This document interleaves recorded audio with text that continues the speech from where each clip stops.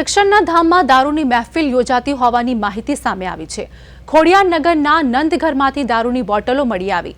Youth કોંગ્રેસના પ્રમુખે સ્થળ પર જઈને સમગ્ર ઘટનાનો ચિતાર આપ્યો।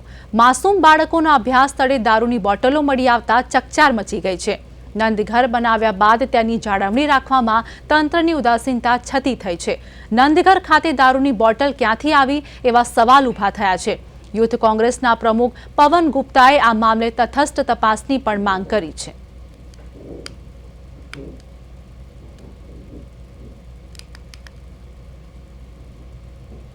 એક બાજુ સરકાર દ્વારા સમગ્ર રાજ્યના અંદર નાના ભૂલકાઓના સારા ભવિષ્ય માટે ઠેર ઠેર નંદઘર પ્રજાના પૈસે બનાવી રહ્યું છે, પરંતુ મોટો સવાલ એ છે કે નંદઘર બનાવ્યા પછી શું એ નંદઘરનો યોગ્ય ઉપયોગ થઈ રહ્યો છે કે કેમ, એ જોવાની જવાબદારી પણ સરકારની હોય છે।